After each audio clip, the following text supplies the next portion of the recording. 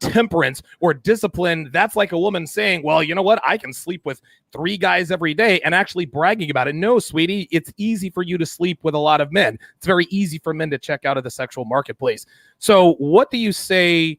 Well, I don't know. Well, what do you think? I guess that's what I'm asking. I mean, does the MGTOW, do MGTOW say, listen, we're not pursuing women for sex, for not even sex?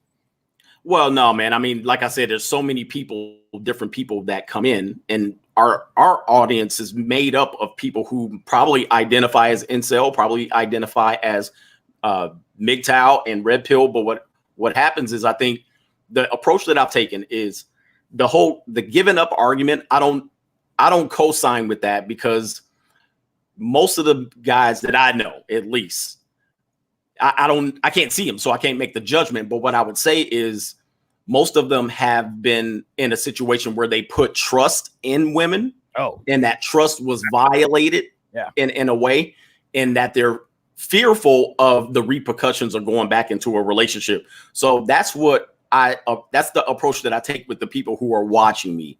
And typically what happens is when you have a person who is not very trustful and they get their trust violated, then people who they put their trust in, like me and you, if you do the same thing and violate the trust, right, and call them out or say they quit or something like that, it's the same effect that they're having. They're like, okay, this person, again, is undercutting me because I put trust in them. So, I mean, what I try to do on the channel is, and I think it's been working, because obviously, I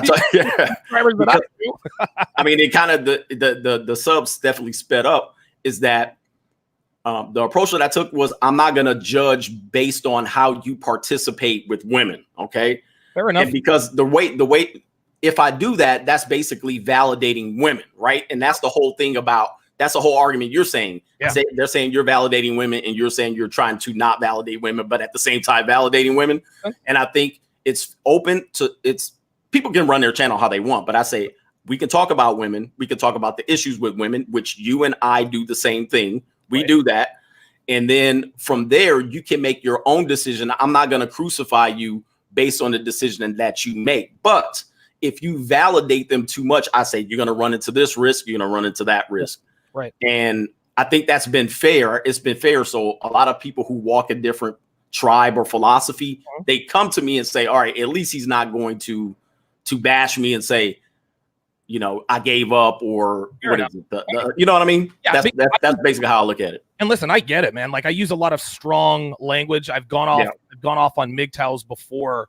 And listen, I'm as self-aware as anybody. Number one, I have an anger problem. Number two, I can be very emotionally immature. This is just how it is.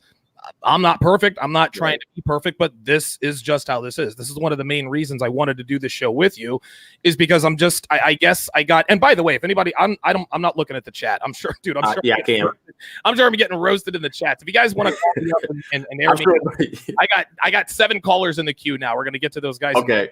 But that's what I wanted to come on, because I didn't, there's a guy that I like to call meathead red pill guy. He's the guy that, you know, I don't care how hot she is. If she messes up even one time, I'm kicking her to the curb. Well, I think that guys like me who bash MGTOWs maybe fall into that category. But again, I'm not making excuses for this. I got to be above this. But by the same token, what really burns me up is when men, and I don't profess to know what your audience does or doesn't endorse as a whole. I just don't like it when men come after me for how can I put this? It's almost like they're sort of validating women on their end too. And I think it's a back and forth. It's almost like a false dichotomy. We agree on over 90% of things. Right. It's just that at this point in life, I'm a little more risk tolerant because I've done the things that are necessary to lower my risk with women. That might change tomorrow, Greg. That might change next week. Dude, Devin can come in here and say, look, Donovan, I don't want to do this anymore, and this and that. Like, I get it.